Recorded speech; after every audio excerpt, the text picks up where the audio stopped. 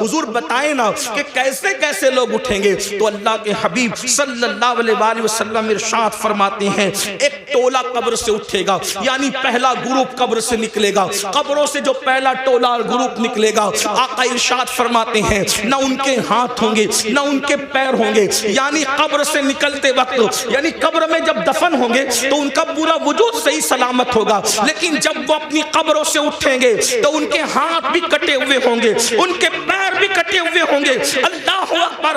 اس حالت میں وہ دنیا سے جب گئے تھے تو اچھے بھلے، لیکن قبر سے نکلیں گے تو ہاتھ نہیں پیر نہیں، ہاتھ اور پیر دونوں کٹے ہوئے.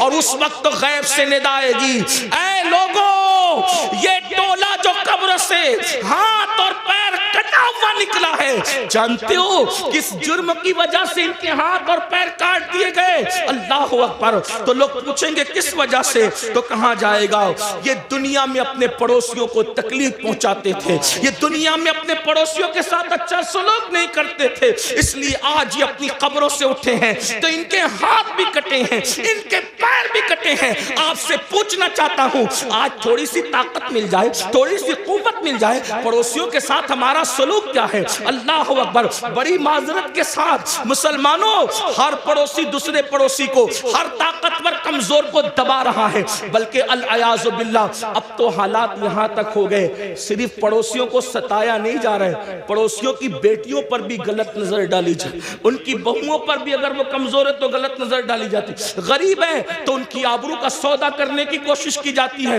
مسلمانوں سوچو تو صحیح انجام کیا ہے؟ یہ دنیا ہے، دنیا میں کوئی روکے نہ روکے، کوئی ٹوکے نہ ٹوکے، کوئی جو چاہے جس طرح چاہے کر لے، مگر قبر ہے، آخرت ہے. ذرا سوچو تو صحیح دنیا میں جس کے ہاتھ نہیں اس کا انجام کیا، دنیا میں جس کے پیر نہیں اس کی حالت کیا، لیکن آخرت میں جو اللہ اکبر لنگڑا اور لولا کر دیا جائے کس بنیاد پر؟ پڑوسیوں کو ستانے کی بنیاد پر. آئیے میں طول نہ دیتے ہوئے صرف ایک دو روایت اس سلسلے میں آپ کی خدمت میں پیش کروں. جانتے ہیں اللہ کے رسول علیہ السلام فرماتے ہیں کہ جبریل نے میرے پاس آ کر پڑوسیوں کے بارے میں ایسی ایسی باتیں کرنا شروع کی کہ مجھے اندیشہ ہوا کہ کہیں پڑوسیوں کو وراثت میں حقدار نہ کر دیا جائے، پڑوسیوں کو جو ہے انسان کے مال میں شریک نہ کر دیا جائے. آقا علیہ السلام ارشاد فرماتے ہیں کہ کوئی بندہ پیٹ بھر کر کے کھانا کھا کے سو جائے اور اس کا پڑوسی بھوکا ہو، آقا فرماتے ہیں وہ کامل مومن نہیں ہو سکتا. یہاں تک آقا فرماتے ہیں کہ پڑوسی کا حق یہ ہے جب تم اچھا کھانا بناؤ تو تھوڑا سا پانی اپنی ہانڈی میں بڑھا لو تاکہ وہ کھانا تم اپنے پڑوسی کو بھیج سکو. آج ہم جلسوں میں، کانفرنسوں میں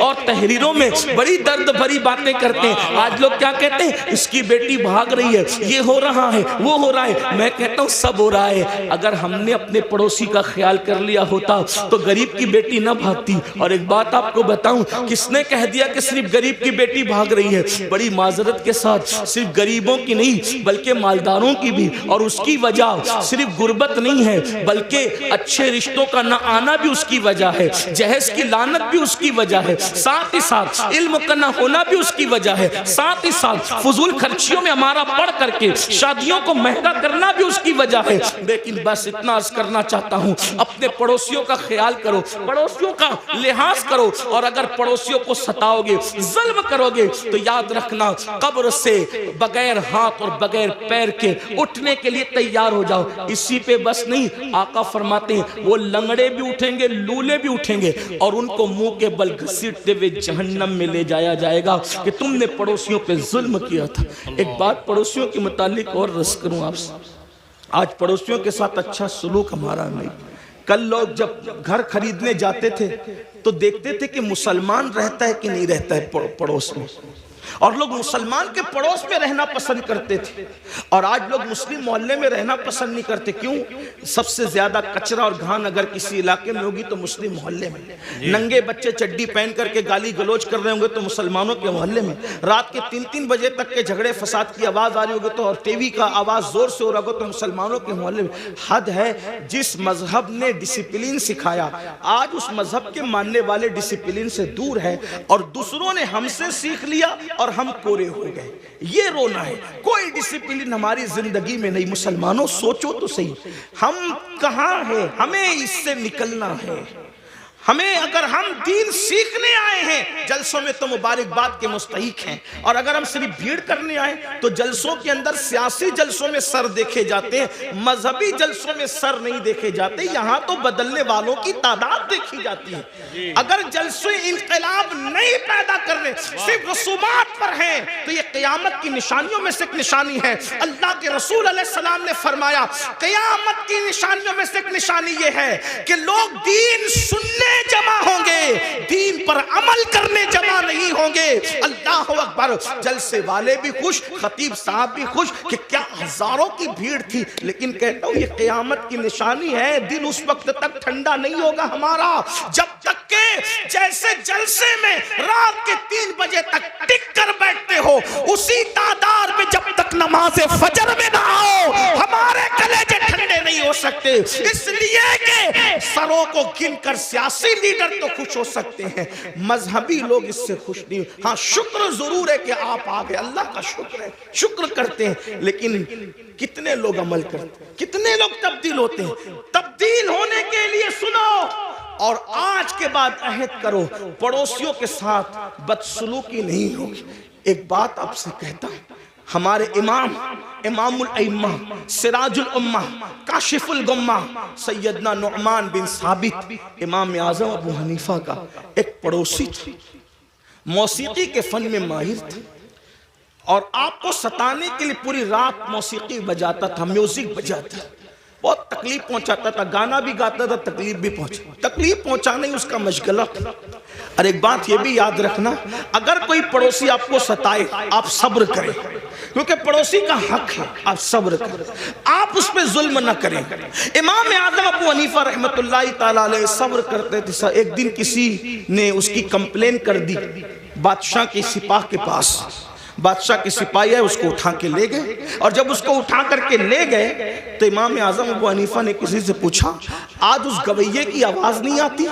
دیکھو ہم تو کبھی برس پڑوسیوں کی خیال ہی نہیں رکھتے، آواز آ رہی کہ نہیں آ رہی، کس حالت میں نہیں ہے، لیکن امام اعظم تھے۔ یہی تو بات ہے، دین مکمل دین ہے، دین مکمل نظام حیات ہے، دین مکمل جو ہے اللہ اکبر قانون زندگی ہے۔ امام نے پوچھا آج اس گویے کی آواز نہیں آ رہی ہے، تو کسی نے عرض کی خوشی خوشی حضرت اس کو تو پولیس اٹھا کے لے گئی، اس پہ تو کمپلین ہو گئی ہے، اس کو جیل میں ڈال دیا گیا۔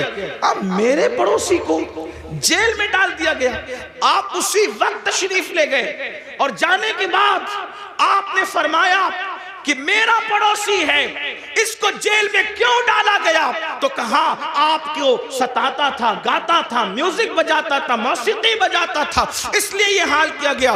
فرمایا کوئی بات نہیں، اس کا میرا مسئلہ ہے، لیکن میں تو اس کو لے جاؤں گا۔ اور امام اعظم اپنے سورس سے، اپنی سفارش سے اس کو چھڑا کر لائے۔ رستے میں اس نے کہا میں تو آپ کو ستانے کے لیے کرتا تھا، آپ نے مجھے کیوں چھڑایا؟ فرمایا جو تو کرتا تھا وہ تیرا اپنا عمل ہے، مجھے پڑوسی کے ساتھ حسن سلوک کا حکم دیا گیا ہے، میں نے اس پر عمل کیا۔ قدم پکڑ کر کہتا ہے واللہ اگر کسی کو امام اعظم کہلانے کا حق ہے تو وہ ثابت کا بیٹا نعمان آپ ہی ہے۔ نعرہ تکبیر، نعرہ رسالت۔ بزرگوں کا طریقہ تھا، ہم اپنے پڑوس کے ساتھ، آج تو پڑوس میں سگا بھائی بھی رہتا ہے، ہم اس کے ساتھ کیا سلوک کرتے ہیں؟ اچھا کھانا بناتے ہیں تو معاذ اللہ چھپا کر کے کھاتے ہیں، ایسا نہیں ہونا چاہیے۔ پھر میرے اور تمہارے آقا صلی اللہ علیہ وآلہ وسلم ارشاد فرماتے ہیں دوسرا گروہ، دوسرا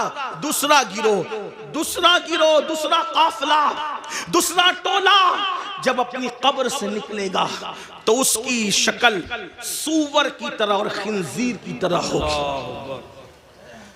خنزیر اور سور کی شکل میں وہ اپنی قبروں سے نکلیں گے۔ حالانکہ جب ان کو قبر میں رکھا گیا تھا تو ان کے چہرے اچھے بھلے تھے، لیکن اب وہ میدان محشر میں اٹھیں گے تو وہ سور کی شکل اور خنزیر کی شکل لے کر اٹھیں گے۔ صحابہ بے چین ہو گئے، تڑپ گئے، عرض کیا یا رسول اللہ صلی اللہ علیہ وآلہ وسلم، جو گروہ، جو ٹولہ، جو قافلہ قبروں سے سور اور خنزیر کی شکل میں اٹھے گا ان کا کیا قصور ہوگا؟ تو میرے آقا فرماتے ہیں ان کا قصور یہ ہوگا کہ وہ نمازوں میں سستی کرتے تھے, وہ نمازوں میں غفلت کرتے تھے. مسلمانوں ذرا سوچو تو صحیح, اپنے نبی کی ہر بات پر یقین ہے, ان باتوں کو کیوں بھول جاتے ہو؟ جس کے کہنے پر اللہ کو ایک مانا, جس کے کہنے پر قرآن کو اللہ کی کتاب مانا, جس کے کہنے پر دین اسلام کو حق مانا. اللہ اللہ, اس رسول کا فرمان ہے, بے نمازی, نماز میں سستی کرنے والا جب اپنی قبر سے اٹھے گا تو سور کی شکل میں اٹھے گا, خنزیر کی شکل میں اٹھے گا.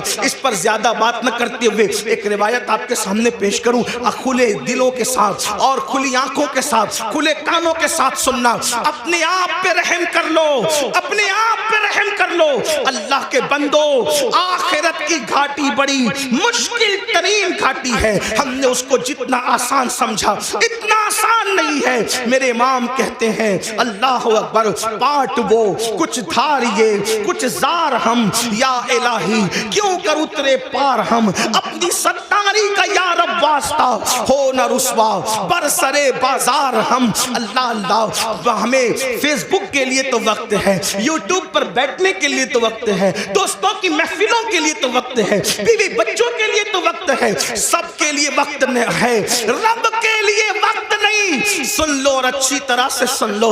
اللہ اللہ, حضرت علامہ عثمان ابن حسن رضی اللہ تبارک و تعالیٰ عنہ اپنی کتاب میں لکھتے ہیں, میری بہنوں کی بھی توجہ, اللہ کے حبیب علیہ السلام کا ظاہری دور ہے, آقا علیہ السلام اپنے صحابہ کے جھرمٹ میں جلوگر ہیں. ایسے میں ایک نوجوان روتے ہوئے آتا ہے اور عرض کرتا ہے, یا رسول اللہ صلی اللہ علیہ وآلہ وسلم, میرے ابو کا انتقال ہو گیا, میرے باپ کا انتقال ہو گیا. آقا میرا باپ مر چکا ہے, اس کا انتقال ہو چکا ہے, ہم دیہات کے لوگ ہیں, دیہات میں رہنے والے ہیں. آقا نہ اس کو کوئی غسل دینے والا ہے, نہ اس کو کوئی کفن پہنانے والا ہے. یا رسول اللہ صلی اللہ علیہ وآلہ وسلم, اس لیے میں رو رہا ہوں. میرے آقا نے فرمایا, اے ابو بکر اٹھو, اے عمر اٹھو, اور دونوں جاؤ اور جا کر کے اس کے دیہات میں پہنچو, اس کے گاؤں میں پہنچو, اس کو غسل بھی دو, اس کو کفن بھی پہناؤ. اللہ اکبر.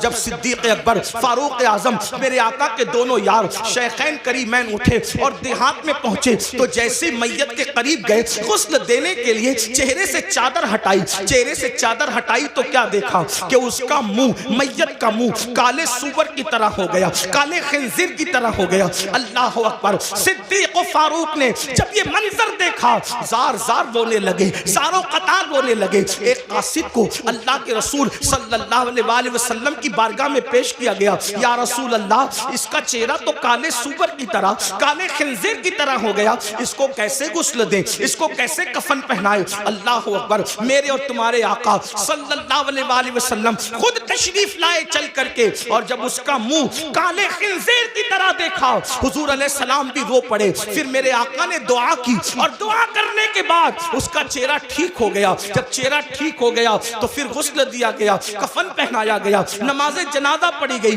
اور جب جنازہ مکمل ہو گیا تو کسی نے دھیرے سے کہا, پہلے تو اس کا چہرہ کالے سور کی طرح, کالے خنزیر کی طرح ہو گیا تھا, اب ذرا دیکھیں تو اس کا چہرہ کیسا ہے. جب دوبارہ چہرہ دیکھا گیا نماز جنازہ کے بعد, جب کفن ہٹایا گیا تو کیا دیکھا لوگوں نے, اب بھی اس کا چہرہ کالے سور کی طرح, کالے خنزیر کی طرح تھا. سب رو پڑے. صحابہ نے عرض کیا, ہمارے ماں باپ آپ پر قربان یا رسول اللہ صلی اللہ علیہ وآلہ وسلم, اس کا چہرہ بار بار کالے سور کی طرح, کالے خنزیر کی طرح کیسے ہو جاتا ہے. تو میرے آقا نے اس کے بیٹے کو بلا کر کے پوچھا, یہ بتا تیرے باپ کا چہرہ کالے سور کی طرح کیوں ہو جاتا ہے بار بار. اس نے عرض کی, یا رسول اللہ صلی اللہ علیہ وآلہ وسلم, میرا باپ کوئی گناہ نہیں کرتا تھا, بس اس کی کمی یہ تھی کہ جب نماز کا وقت آتا تو وہ سو جایا کرتا تھا, وہ نماز نہیں پڑھتا تھا.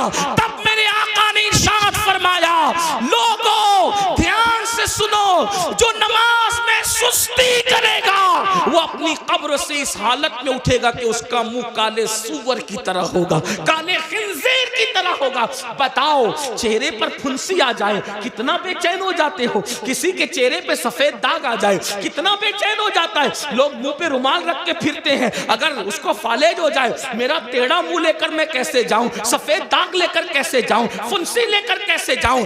اپنے جیسے انسانوں کے سامنے جب یہ عیب لے کر نہیں جاتے, جس کو ڈاکٹر درست کر سکتا ہے وہ عیب لے کر نہیں جاتا, جاتے، اللہ نہ کرے نماز چھوڑنے کی وجہ سے منہ کالے سور کی طرح ہوگا تو اللہ کی بارگاہ میں کیا منہ لے کر جاؤ گے، کس طرح منہ لے کر جاؤ گے؟ اور سن لو، دنیا کے امتحان میں اگر ناکام ہو گئے تو پھر کامیابی کے چانسز ہے، مگر آخرت کے امتحان میں اگر ناکام ہوئے پھر کامیابی کا کوئی چانس نہیں ہے۔ پہلی اور آخری مرتبہ موقع ملے گا، کیا تیاری کی اس کے لیے؟ نہیں، ہمیں ٹائم نکالنا ہوگا۔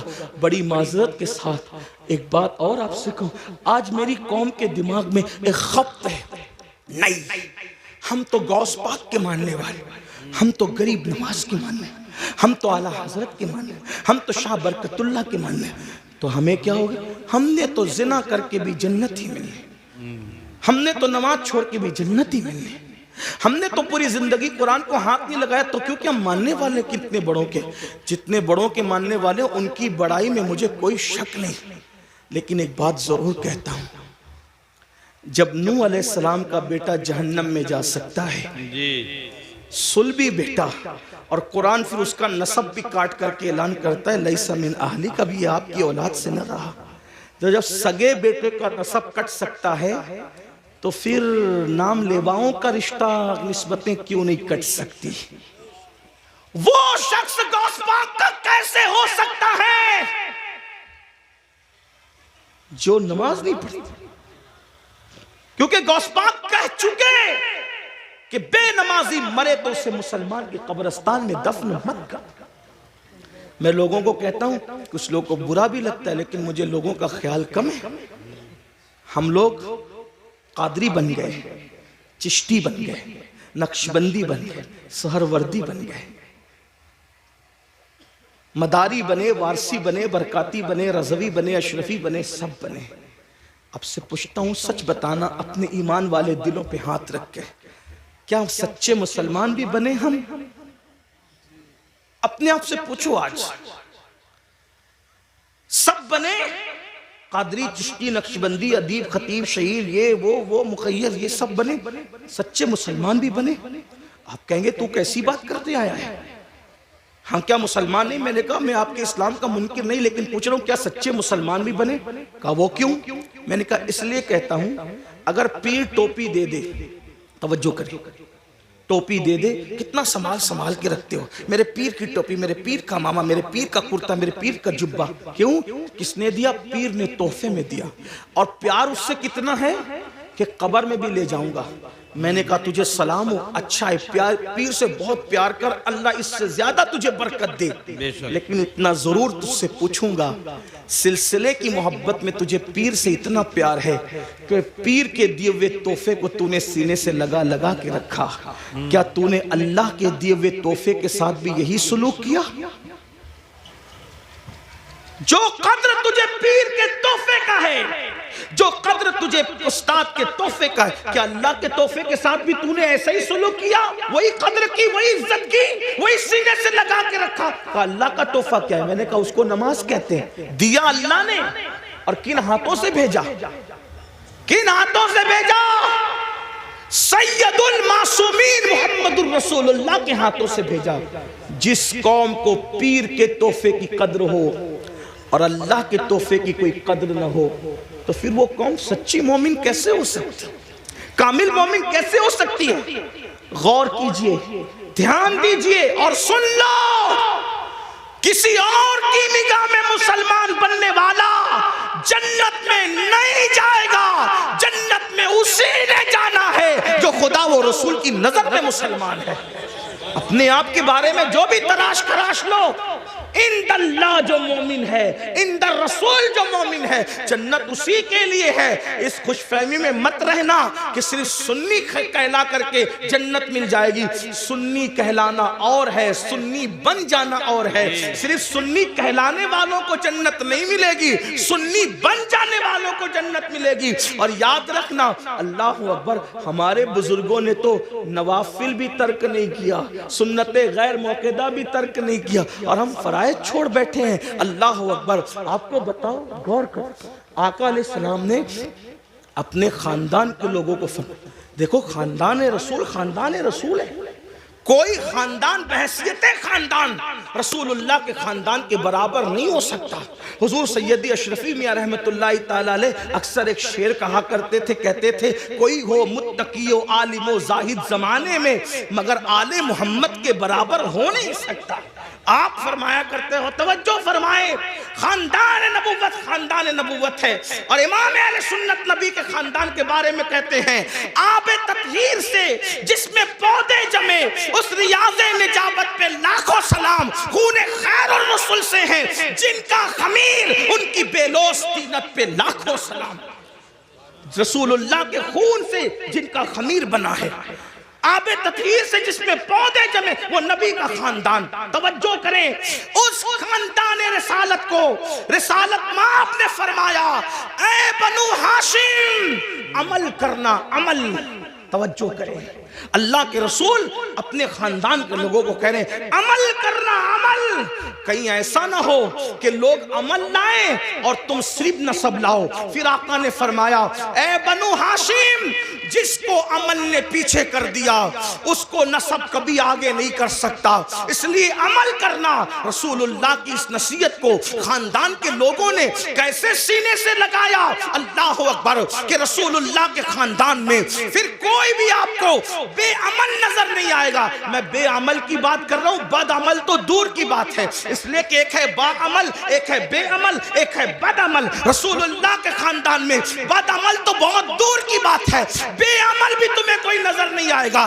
دیکھو نبی کے خاندان کو دیکھو، پوری رات اگر سجدے میں گزارنے والی مدینے میں کوئی خاتون ملتی ہے تو وہ کوئی اور نہیں ہے، وہ میرے نبی کی شہزادی سیدہ مخدومہ فاطمۃ الزہرا کی ذات ہے۔ اور جب رات پوری ہوتی ہے تو نماز مکمل کر کے حسرت کے ساتھ سر کو سجدے سے اٹھا کے کہتی ہے اے اللہ تو نے رات اتنی چھوٹی بنایا کہ تیرے محبوب کی بیٹی فاطمہ دل کھول کے سجدہ بھی نہ کر سکی۔ اللہ اکبر۔ اس کے بعد دیکھیں گھوڑے کی ایک زین پر ایک قدم رکھ کر دوسرے زین پر قدم رکھنے سے پہلے جو پورا قرآن مکمل کرتا ہے وہ کوئی اور نہیں ہے، وہ میرے نبی کے خاندان کا فرد، رسول اللہ کا بھائی حمزہ داماد پیغمبر خاتم ولایت فاتح خیبر ابو الحسنین مولا کائنات سیدنا علی مرتضیٰ کی ذات ہے۔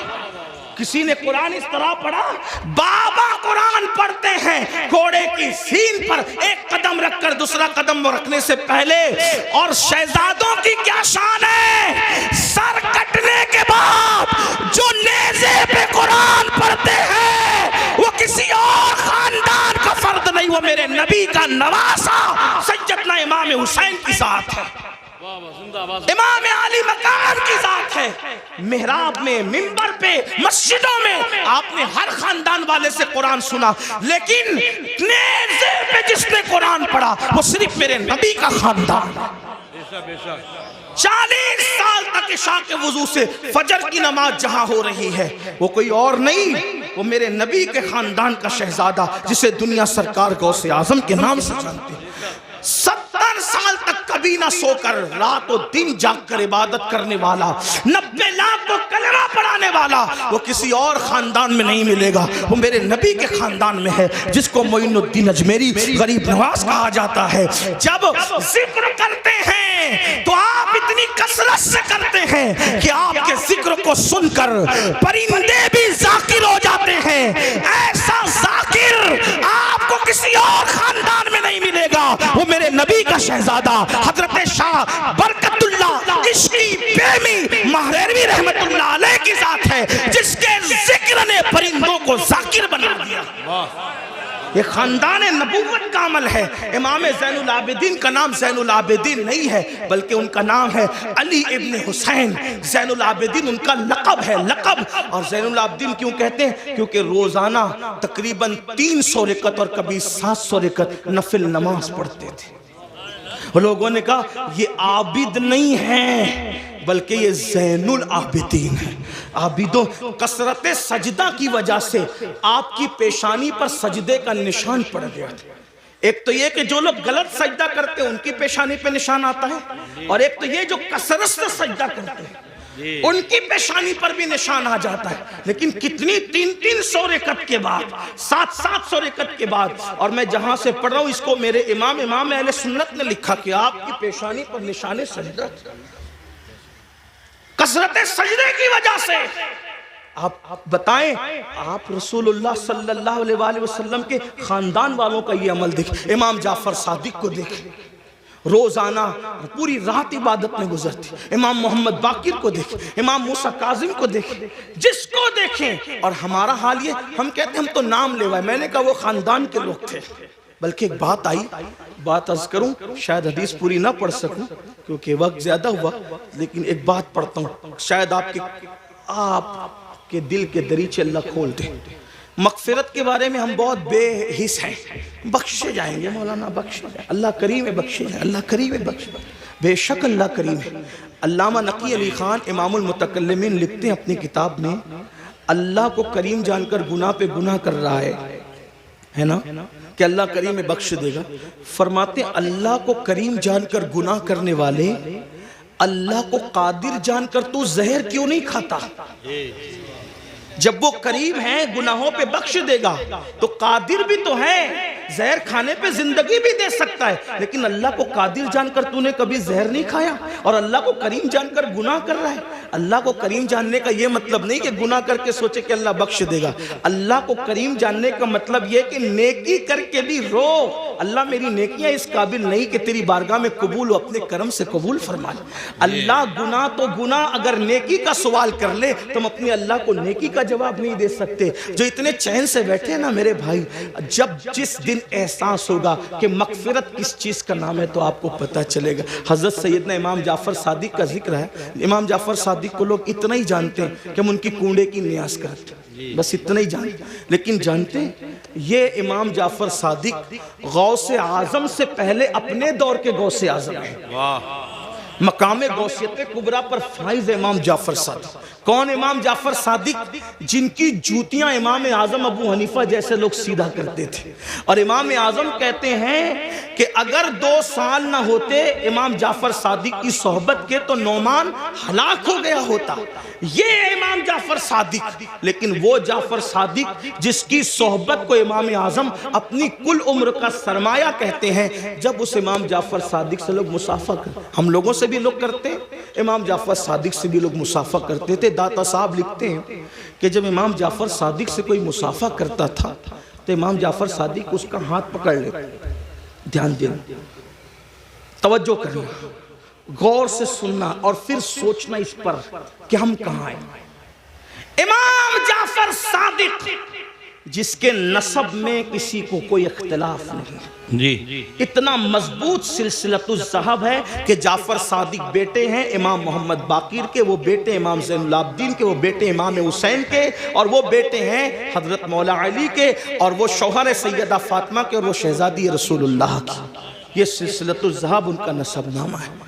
ہاں، اب امام جعفر صادق سے کوئی مصافحہ کرنے آتا تو آپ اس کا ہاتھ پکڑتے اور ہاتھ پکڑ کر فرماتے وعدہ کر کہ اگر قیامت میں تیری بخشش ہو گئی تو اللہ کی بارگاہ میں میری سفارش کرنا کہ اللہ جعفر صادق کو بخش دے، اس کو معاف کر دے. توجہ کریں، اگر اس اسٹیج پر یہ جو بڑے بڑے علماء، مفتیان کرام، سادات کرام بیٹھے ہیں، مفتی آفاق صاحب کے صاحبزادے ہیں اور بھی علماء ہیں، اگر کوئی کسی عام آدمی کا ہاتھ پکڑ کے کہے کہ اگر تیری بخشش ہو گئی تو میری سفارش کر دینا، مغفرت میری کروا دینا، تو وہ کہے گا کہ حضرت یہ کیسی بات کر رہے ہیں آپ لوگ اللہ والے لوگ ہیں، ہم عوام میں سے ہیں، ہماری نہ غسل ہے صحیح ہے، نہ ہماری طہارتیں صحیح ہے، نہ ہمیں نماز پڑھنے کا طریقہ آتا ہے، آپ ایسی کیسی بات کر رہے ہیں. اب جب یہ منبر پہ بیٹھے ہوئے اللہ والے کسی سے یہ بات کریں تو تعجب ہوگا، چہ جائے کہ امام جعفر صادق ایسا سید جس کی غلامی امام اعظم جیسے لوگ کریں، وہ جو ہے علم کے معاملے میں ان جیسا ان کے دور میں کوئی نہیں تھا، تقوی کے معاملے میں ان جیسا کوئی متقی نہیں تھا، عبادت کے معاملے میں ان جیسا کوئی عابد ان کے دور میں نہیں تھا. اور وہ لوگوں کا ہاتھ پکڑ کے کہتے وعدہ کرو کہ اگر تمہاری بخشش ہو گئی تو تم میری سفارش کرنا، میری مغفرت کروانا، میری سفارش کرنا، شفاعت کرنا. اور لوگ پلٹ کے کہتے امام آپ تو سید ہیں، سید آپ تو سید آل رسول ہیں، ہم آپ کی کیا سفارش کریں گے، آپ کے نانا شفیع المذنبین ہیں۔ تو امام جعفر صادق روتے ہوئے جواب دیتے، رونا تو یہی ہے کہ ہم سید ہیں۔ توجہ کریں، کہتے رونا تو یہی ہے کہ ہم سید ہیں، کیونکہ ہم اس بات سے ڈرتے ہیں کہ ہمارے نانا کو ہم منہ کیا دکھائیں گے، نانا کو منہ دکھانے کی ہمت نہیں ہے قیامت کے دن۔ یہ حال ہے ان کا جن کی سیادت پر، امامت پر، قیادت پر، تقوی پر، زہد پر پوری امت کا اتفاق ہے، وہ قیامت کے دن سے اتنے لرزہ بر اندام ہے۔ اور یہاں جنہیں غسل بھی نہیں آتا، وضو بھی نہیں آتا، جمعہ کی 2 رکعت پڑھ کے مسجد سے ایسے بھاگتے ہیں جیسے اسکول سے چھٹی ہونے پر اسکول کے بچے بھاگتے ہیں، یہ حالت ہے۔ اور اس کے بعد ہم جنت کے ٹھیکیدار بنے، مولانا ہم جنت میں نہ جائیں گے تو کون جائے گا؟ بڑی معذرت کے ساتھ وہاں پھر دیکھا جائے گا کہ کیا ہوگا، اور وہاں پچھتانے سے کام نہیں چلے گا۔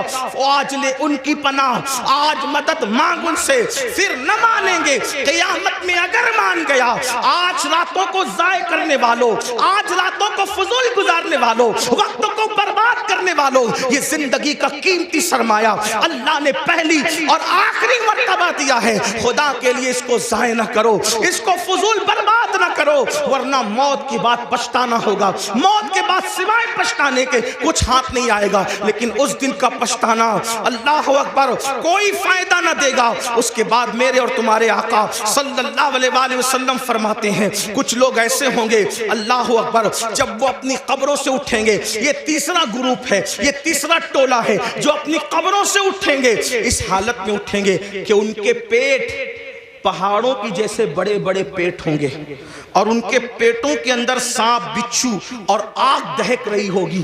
صحابہ نے پوچھا آقا وہ کون ہوں گے؟ سرکار علیہ السلام فرماتے ہیں یہ وہ لوگ ہوں گے جو دنیا میں زکوٰۃ ادا نہیں کرتے تھے، زکوٰۃ نہیں دیتے تھے، بڑے بڑے پہاڑوں کی طرح پیٹ لے کر کے اٹھیں گے۔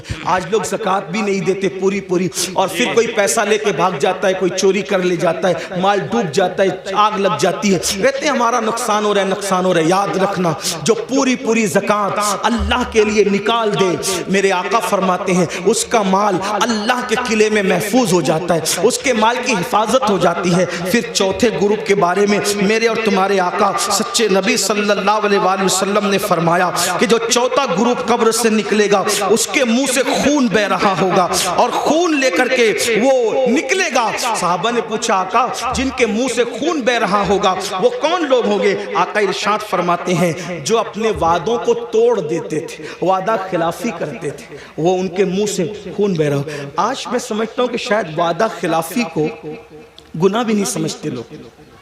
دیکھیں حالانکہ میرے آقا علیہ السلام نے فرمایا مومن اور منافق میں فرق یہ ہے کہ مومن جب وعدہ کرتا ہے تو پورا کرتا ہے، اور منافق وعدہ کرتا ہے اس کو پورا نہیں کرتا، توڑ دیتا ہے۔ کتنے وعدے کرتے ہیں، اللہ سے وعدہ کیا اس کا خیال نہیں، پیر سے وعدہ کیا اس کا خیال نہیں۔ آئیے وعدے کی وفا کے حوالے سے ایک حدیث سنے کی روایت سے۔ اللہ اکبر، ابھی اعلان نبوت نہیں ہوا، اعلان نبوت سے پہلے اللہ کے رسول علیہ الصلوۃ والتسلیم بازار گئے۔ بازار جانے کے بعد اللہ کے حبیب علیہ السلام کو ایک شخص نے کہا یہاں رکو میں ابھی آتا ہوں۔ اس نے کہا رکو ابھی آتا ہوں، اور آقا نے اس سے وعدہ کر لیا ٹھیک ہے جب تک تم نہیں آؤ گے میں یہیں ٹھہروں گا، یہیں رکوں گا۔ اور اس کے بعد وہ شخص گیا اور جا کر کے بھول گیا کہ میں کسی سے وعدہ کر کے آیا ہوں یا وعدہ لے کر آیا ہوں کہ میں ابھی آتا ہوں، اور اس نے وعدہ کر لیا کہ ٹھیک ہے تمہارے آنے تک میں رکوں گا۔ پھر کیا ہوا؟ 3 دن گزر گئے۔ 3 دن کے بعد جب وہ شخص آیا تو اللہ کے رسول وہیں پر موجود تھے۔ اس نے پوچھا آپ یہاں؟ فرمایا تم سے میں نے وعدہ کیا تھا کہ جب تک تم نہیں آؤ گے میں یہیں رکا رہوں گا، اسی لیے میں یہاں رکا رہا۔ اور پھر میرے آقا نے نہ اس سے لڑائی کی، نہ جھگڑا کیا، نہ اس کو ڈانٹا، بلکہ صرف ایک جملہ کہا اے شخص تو نے مجھے مشقت میں مبتلا کر دیا، تو نے مجھے تکلیف میں مبتلا کر دیا۔ یہ اعلان نبوت سے پہلے کا وعدے کا وفا کرنا تھا۔ جب میرے آقا نے نبوت کا اعلان کیا تو یہی واقعہ اس شخص کے ایمان ایمان لانے کا سبب بن گیا کہ جو شخص انسان سے کیا ہوا وعدہ اس کے ساتھ بے وفائی نہیں کرتا وہ جھوٹا نہیں ہو سکتا، وہ سچا ہے۔ تو جو وعدے کے خلاف کرے، آج تو یہ بھی ہوتا ہے کہ کسی لڑکی سے پیار کی بات کی، محبت کی بات کی، افیئر کی بات کی، رشتے کی بات کی، اور پھر کہا تیرے ساتھ شادی کریں گے، اور پھر شادی کے نام پہ اس کا شباب لوٹ لیا، اس کے ساتھ زنا کر لیا، اس کے ساتھ ساری رنگریلیاں منا لی، سارا کھیل کود کر لیا، اور اس کے بعد کہا اب تیرے ساتھ شادی نہیں کریں گے کیونکہ تو اس قابل نہیں ہے، تیرے اندر یہ عیب ہے، یہ عیب ہے، یہ عیب ہے۔